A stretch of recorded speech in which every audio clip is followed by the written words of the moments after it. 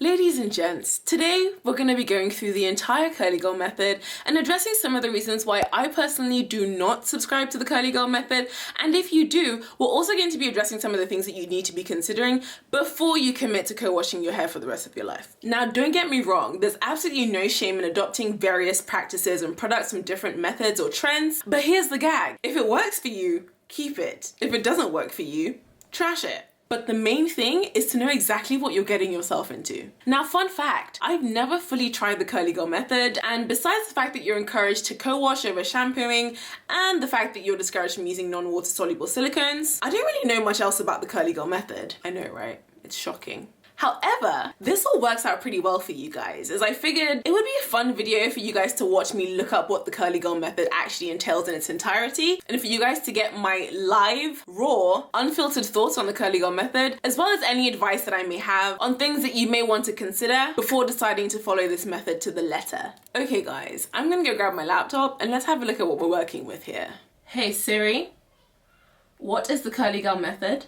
It calls for the use of a cleansing conditioner in place of shampoo, no silicones, and no combs, brushes, or terracloth towels. It also includes tips for using hair gel and other styling products. Siri, okay, thank you.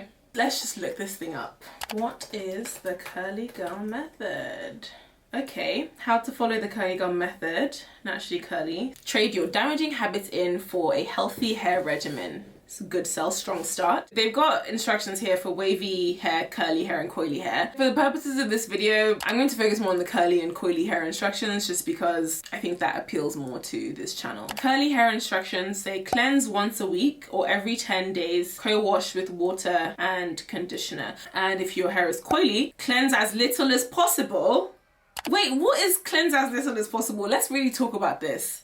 What do they mean by cleanse as little as possible? Full stop. Like, there's no caveat, there's no explanation. Okay, you guys don't need me to tell you that that's misleading, and maybe I'm the one that's just misunderstanding this. Cleanse as little as possible is not necessarily the best advice if you have any type of hair. For people especially who have scalp conditions or dermatitis or dandruff, flaking, irritation to your scalp, you definitely don't want to be cleansing as little as possible. This is not an ideal situation, people. Now I'm gonna go out on a limb here. I can almost guarantee the reason why they are recommending that you don't use shampoo is because of sulfates. Shampoos that do contain sulfates can be drying to the hair or deplete your natural protein levels that are found in your hair. I think it's a commonly known fact that people who have hair that is closer to Caucasian hair tend to shampoo their hair on a more frequent basis than people who have coilier textured hair. So in that sense, yes, the curly girl method had it right when they said cleanse as little as possible. Now I wouldn't have phrased it exactly as such, but you definitely don't have to cleanse as often as somebody who has straight hair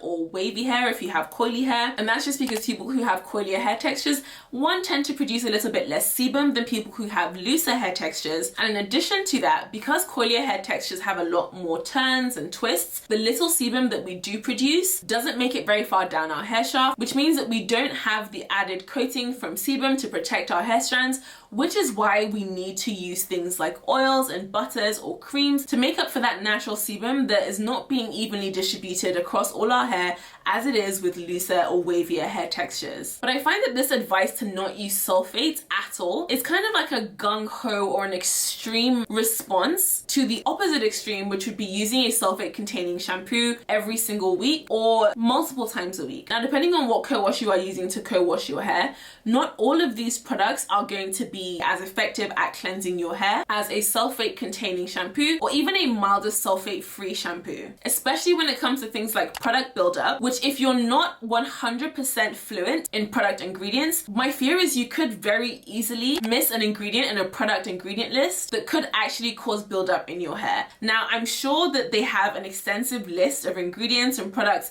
in the Curly Girl Method book, so I'm really hoping that whoever is considering subscribing to this method has bought the book and read it cover to cover, because there are a lot of caveats here that you absolutely have to be mindful of. For example, you have to make sure that you are looking out for co-washes that contain chelating ingredients in them as well. And by chelating ingredients, I mean ingredients like citric acid, disodium EDTA, tetrasodium EDTA, and these are the kind of ingredients that will help to rid your hair of mineral buildup. You might be 100% fluent in cosmetic science and know what every single ingredient does to your hair, so you wouldn't have to worry about product buildup. But you would still have to consider mineral buildup from your hair, which is what you get from hard water. So things like magnesium deposits, calcium deposits, fluoride deposits, these are all minerals that over time can leave films over your hair that can make it difficult for your hair to retain moisture, make your hair appear dull, as well as unruly, frizzy, and just hard to manage in general. If you are going to be doing the curly girl method and you are looking for a good co-washer, please, I beg you with the love of Christ, look for one that contains chelating ingredients in them. Now the same thing goes for silicones. I think they hit the nail on the head when they recommended that you use water-soluble silicones. Whilst water-soluble silicones are a good place to start, I don't think that they should be the only option that you have, because when used properly, silicones can really go a long way to helping you achieve and maintain healthy hair. You just want to make sure that you're well versed on what those silicones are. And if you're looking for some good examples that might actually be curly girl friendly, then you want to go ahead and cue that video that just popped up on the screen.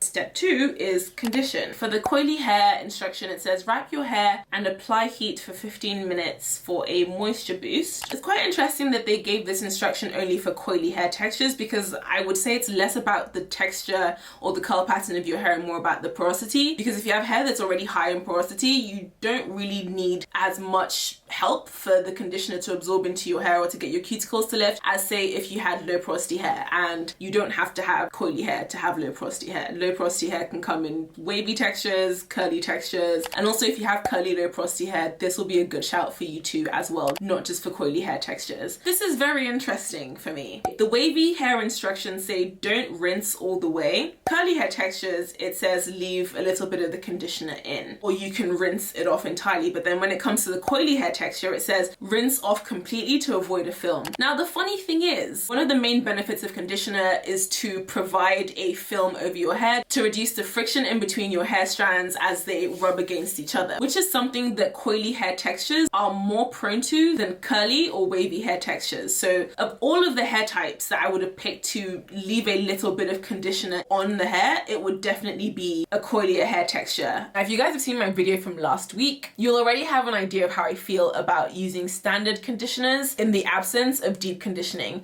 Now granted, not everybody might have the time or the patience to deep condition their hair every week. I personally deep condition my hair every week, but for someone else, you might deep condition every other week. To not deep condition at all, I think I've reached my limit. I definitely think you are severely shortchanging yourself. So let's move on to step 3. Okay. You guys are killing me out here. Step 3 is dry and style. Like, you just bend forward and blot dry by cupping curls in a towel. Okay, off the bat, this would work great for wavy hair textures. But again, the problem arises when, you know what, I want to know, if anyone is watching this video and you have coily hair, and by coily hair I mean anything after 3C, and you've tried the curly girl method exactly using these steps, I need to hear from you. I need you to write in the comments right now, hi Fops, I have coily textured hair and I've been using the curly girl method and it has been doing wonders for my hair. If you have coily hair, I beg of you, please don't bend forward and scrunch up your hair. Don't cup, there's nothing to cup, don't do it. And best believe, this will cause you so many problems on your next wash day when you need to detangle. Oh wait, you're not supposed to be using brushes anyway. What? I give up.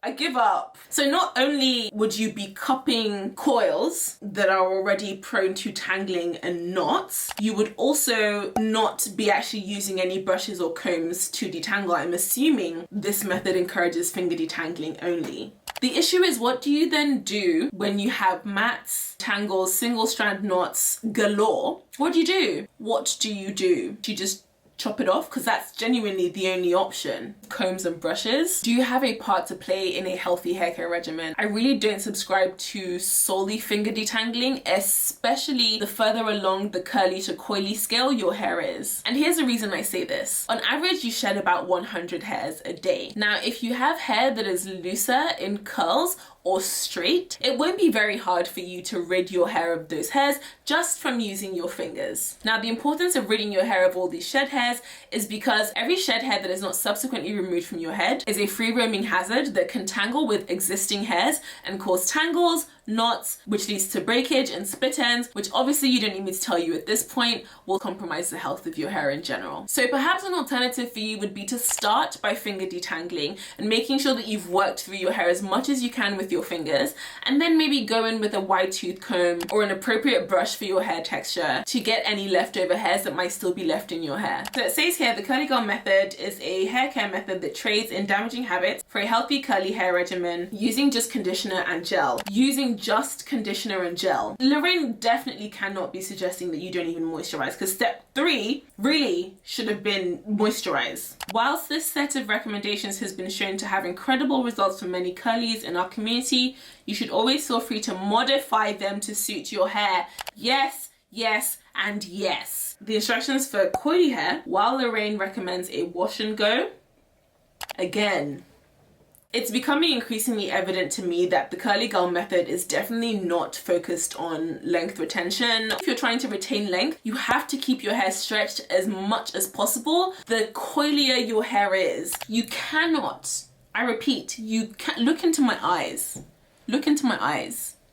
You literally cannot afford to be doing wash and goes, especially after you've rinsed off all of the conditioner from your hair, not applied a moisturizer, you've not applied cream, and you've just gone in with the gel. Something isn't adding up here. I must be missing something. You know what? I need to find out what Lorraine's hair looks like. Okay, let's see it.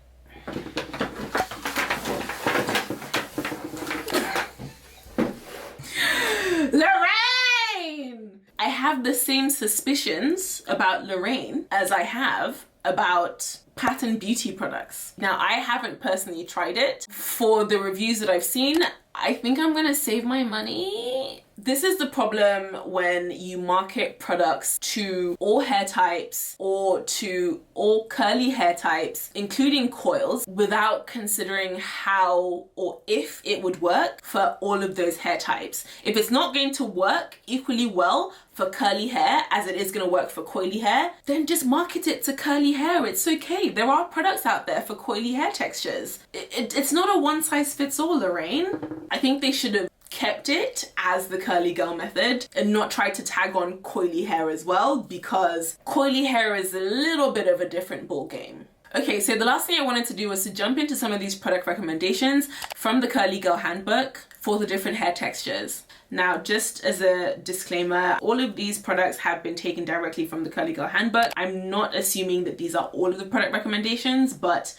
these are some of them. So the Mop Top Daily Conditioner is one of the recommended products for the wavy textured hair. What I actually want to do is to look up these product ingredients lists, and the main thing that I'm actually looking for here is some sort of chelating ingredient in all of these product recommendations, just because otherwise you'd be running the risk of mineral buildup on your hair. Right, Mop Top Daily Conditioner, ingredients. I spotted one. We've got citric acid right here. Good shout, well done, great recommendation. But let's move on to the curly hair conditioner recommendation, and that's the VO5 Moisture Milk Strawberries and Cream Conditioner. So we've got disodium EDTA, again, great shout. This is actually making me happy.